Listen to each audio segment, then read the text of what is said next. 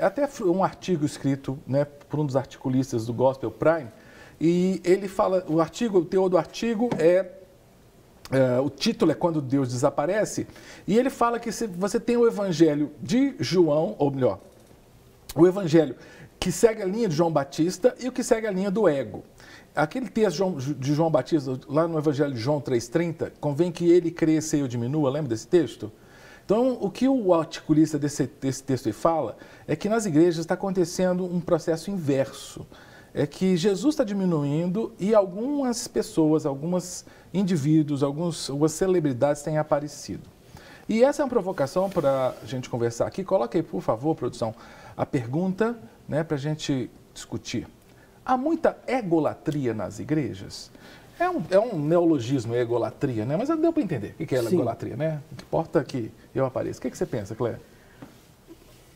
Bem, no momento em que você tira o foco do Jesus, dos evangelhos, e constrói uma nova identidade para Jesus, que tem ocorrido muito nas igrejas, principalmente as neopentecostais, sim, né? E que influenciaram muito também as igrejas batistas, por causa do volume de pessoas que se aproximaram, o foco mudou muito. Porque naquele momento, a preocupação não é o homem entender a sua incapacidade de poder falar com Deus, da sua necessidade de salvação, e passou a ter um Deus funcional. Uhum. Existe o conceito que ídolo é projeção da sua vaidade. Interessante. Ídolo é projeção da sua vaidade. Então, quando você tem uma entidade, onde você tem comando sobre ele, apesar de você dizer que ele é divino, ele se torna um ídolo. É seu servo, né? Seu servo. Uhum. Nós estamos fazendo um estudo na igreja da UG Mineirão sobre o livro de Amós. Uhum. E é interessante que esse profeta ele vai trabalhar especificamente condenando Israel porque eles têm um culto falso. Eles fizeram 2 templos por conta própria, colocaram 2 bezerros e dizem que estão adorando Yahvé. E Deus manda o profeta dizer que ele não aceita, não é por causa da questão religiosa em si, mas por causa do fruto. Porque todo aquele que adora um Deus falso, ele é um opressor. Ele é aquele que pensa em si mesmo, né? Que toda a riqueza está focada nele mesmo, porque uma vez que você não adora realmente Deus, você vai adorar qualquer outra coisa. Sim. E a principal foco de adoração do homem é a si mesmo. O ídolo é um Deus que eu posso controlar, é um Deus que eu guardo no devido lugar, é um Deus que só onde ele está é santo. Então, quando eu saio daquela redoma, daquele santuário, eu posso fazer o que eu bem entender. Agora, e as coisas acontecem do jeito que eu acho que deve acontecer. Mas nas igrejas está demais. Ontem eu trabalho com curso de Direito, eu estava trabalhando Weber. Eu acho que você, como economista, teve que ler Weber. Aquelas formas de poder legítimo, lembra? O tradicional, o legal racional e o carismático. Estava falando sobre o poder carismático. Me parece que há uma tendência das pessoas, sobretudo nas igrejas, de ir atrás do líder que tem o poder carismático, aquele poder de controle. E aí o líder acredita que ele é o cara. Né? E isso no meio religioso é muito forte, né? Eu acho que, na verdade, a sociedade ela veio passando por uma mudança na qual o ser humano tornou-se ainda mais o centro de tudo, a minha vontade, o meu querer, o meu eu, né? E recebemos, por exemplo, na igreja brasileira, passamos por um processo de crescimento muito rápido, em que essas igrejas começaram a receber essas pessoas. E o tratamento em cima disso, né, que é colocar Deus no centro, Jesus no centro, precisaria ter sido intensivo. E eu acho que a gente perdeu um pouco ao longo na caminhada, recebeu tantas pessoas que o discipulado ele ficou um pouco de lado. E eu creio que é o discipulado que ajuda esse novo convertido a lidar com isso, né? E aí fica muito mais forte essa idolatria, que também é o pensamento que está na nossa sociedade, a sociedade moderna, a sociedade pós-moderna, a sociedade atual, também permanecer dentro da igreja, aonde o evangelho entraria para fazer essa libertação de forma de pensamento, né? Você acabou, em alguns momentos, promovendo, né, situações que reforçaram essa forma de pensamento. Mas você acha que os líderes podem perceber isso e deixarem isso acontecer? Será que não tem líder que gosta disso? Gosta. Isso é que é Claro. lamentável, né? Claro. Gosta, infelizmente. Porque a questão da apresentação do Evangelho é a função. Quando você vai ver a participação de Jesus no anúncio, né, do reino, ele se apresentando como o Messias, se apresentando então como aquilo que deveria ser cumprido, e considerar que eles só entenderam isso muito depois. Jesus sempre, apesar dele fazer coisas maravilhosas, ele estava sempre focado em apresentar para aqueles que estavam próximos, né, uma relação com Deus, né, uma mudança. E nossas comunidades inverteram, elas apresentam o benefício a partir do contato com Cristo. E não só isso, às vezes que essa multidão queria idolatrá-lo, ele se retirava. Porque ele estava ali para apontar para o Pai, né? Para o Pai. Então ele sempre se retirava. E a multidão ia e ele se retirava. Mas é interessante, né? A gente da Lagoinha, por exemplo.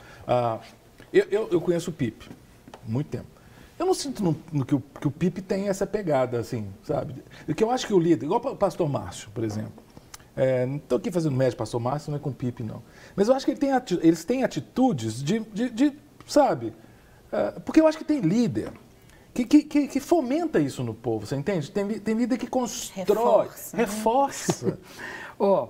Uma das frases que eu uso muito com meus alunos: pastor é dom, ele é chamado, ele é preparado e ele é reconhecido pela comunidade. Isso. Se você não passar pelas três, se você primeiro não tiver o dom, que é dado por Deus, que é muito antes, né, do reconhecimento ministerial, né? Verdade. Muito antes. Então, se você... São esses passos. O problema é que nós temos uma avalanche de pessoas com título pastoral que não tem o dom, alguns nem conhecimento, né? E por que pareça, tem seguidores. E tão poucos são reconhecidos, são impostos. Sim, cai. A comunidade reconhece o dom pastoral muito antes dessa pessoa ter uma formação em teologia que é necessário, é imprescindível, uma formação em teologia, conhecimento de filosofia, de história, de tudo tudo aquilo que permitir que ele tenha um bom diálogo com suas ovelhas, né? Tudo que vai ser ferramentas para auxiliá-lo na condução das pessoas. Claro. Né? Então, isso é um processo, eu até falo, aquele que não tem a paixão pelos estudos, né, das coisas de Deus, dificilmente tem o dom pastoral. Porque junto com o dom pastoral, Deus dá uma sede tremenda. Você é chamado a estudar. Você sente uma necessidade contínua de se preparar. Depois que você já tem esse dom dado por Deus, você está estudando e você está exercendo antes mesmo de ser ordenado o ministério, apoiando as pessoas, te reconhecendo sua palavra, aí que vai ser, né, o clímax, que é a consagração. Ou seja, você não forma pastor na hora da unção, ele já está formado, ele já tem que estar pronto, apenas ele está sendo consagrado. E que nós temos uma avalanche, repito, de pessoas que pulam as etapas. Por quê? Apesar de... Quando Paulo fala que se deve honrar os pastores, ele põe uma frase anterior, porque eles intercedem e cuidam de vós. O que dá autoridade ao pastor é o cuidado que ele tem com as suas ovelhas. Se ele não tem o cuidado com as suas ovelhas, ele não tem o dom. Mas é isso que eu estou dizendo, que o sistema que impera, né, na sociedade, ele entrou para dentro da igreja. Então, os títulos se tornaram mais importantes do que o serviço. Né? Isso que é lamentável. Então, essa forma de pensar, né, vieram, né, trazer essas deformidades, essas distorções, porque não é o título que te faz, é o seu serviço, né? É você servindo, primeiro é o Senhor que está te vendo, né? Se a gente for lembrar lá de Davi, ele foi ungido muito antes, ele foi tirado ali de trás das malhadas, né? Ele foi reconhecido por Deus primeiramente, para depois, em todo o processo, ele assumir uma posição e um reinado, né? Então, eu acho que esse sistema de diplomas, de títulos, né, O pastor não confunde-se, né? Como se o pastor fosse o doutor, né? Aquela ideia de doutor e de topo da pirâmide. Na verdade, sim. o pastor, ele é a base, Ele né? é a base, ele é o ele é o serviço. Ele é o... É diferente. Né? Eu estou lembrando que, conversando com a Carla, descobri que a Carla é doutora, né? Aí, doutora, não na igreja, lá na academia. Né? Doutora em economia. Economia, né? Falei, gente, mas ela não tem cara de doutor. Quando eu digo tem cara, assim, ela é uma pessoa simples, é pastora, quando ela prega, porque ali, pouco importa se você tem doutorado, pós-doutorado, se você tem mestrado. Na hora que você está servindo a Deus, importa que você seja servo. Todo o preparo, todo o conhecimento é para servir. Né? Você ensina o seu aluno dentro da academia, dentro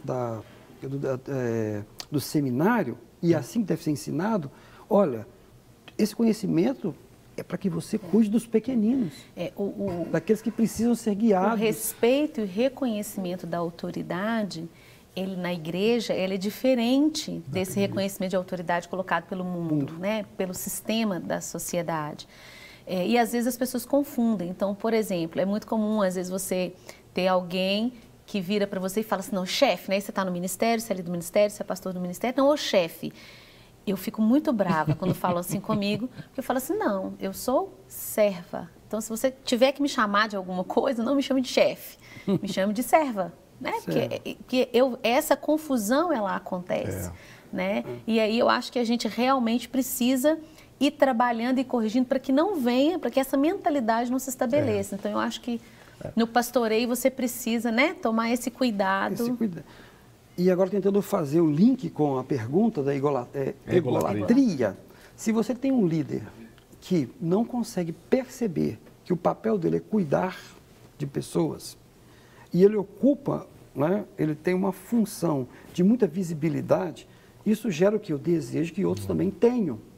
Porque, olha, ele vê tudo aquilo que é benéfico sem perceber, né? Toda a responsabilidade que está por trás. O peso, né? Isso é necessário que o líder coloque o tempo todo para que corrija. Diante de uma sociedade que o ser humano se sente no direito de ser feliz, você vê aquela frase, né? Você tem direito de ser feliz. E eu digo, né? A única coisa que a gente tem direito de verdade pelas escrituras, o salário do pecado é a morte, não é? Pelas escrituras, o seu direito é a morte. Mas está difícil. Mas a graça de Deus, exatamente, né, que te resgata. Mas hoje é dia 31, dia muito importante para nós, dia da extremamente reforma. importante. Pela graça sois salvos, quer dizer, Lutero resgatou esse conceito, né? Sim. Que vem desde Agostinho sendo batido, né? Quer dizer, pela graça, não é por obras que a gente é salvo. A obra tem que vir como consequência. A graça, quando ela é apresentada ao mundo, ela é escândalo. Existe uma parábola que eu falo assim, vamos ser honestos se você concorda com essa parábola. Aquela parábola em que um homem convida alguém para trabalhar, e ele trabalha 8 horas por dia, e quando chega no final, tem um cara faltando 1 hora para terminar o serviço, ele chama aquele sujeito e trabalha. Quando vai pagar, o que trabalhou 8 horas falou assim, não, esse cara é muito bacana, eu imagino, e ele vê o outro sendo pago com salário integral, ele fala assim, puxa vida, imagina que vai vir para mim. Quando chega a vez dele, e o senhor vai lá e paga o mesmo valor, ele fica revoltado. Eu trabalhei mais que ele. Aí pergunta, o compromisso que eu tive com você, eu cumpri? Sim. De quem é o dinheiro? É meu, então eu faço do jeito que eu quiser. Ou seja, isso nos ofende na nossa lógica. Mas Olha, aquilo é graça. E olha que eu uso muito essa parábola com os meus filhos, sabe? Porque é um tal de, mas isso não é justo, né? Nada disso não é justo. Então, isso mexe, né? Isso realmente isso balança. Com o sistema, eu tô dizendo, com o sistema de valores que é colocado pelo mundo. E o que não é justo é ter que terminar o primeiro bloco, porque no meio da conversa tão boa, mas a musiquinha subiu, quer dizer que eu tenho que chamar o intervalo, mas é rapidinho. Nós já voltamos com mais bate-papo. Não quer ficar um segundo por fora da nossa programação? Agora você pode nos acompanhar através das plataformas digitais. Não perca tempo. Acesse, curta e siga-nos. Fique por dentro de tudo o que acontece por aqui. Rede Super, inspirando você.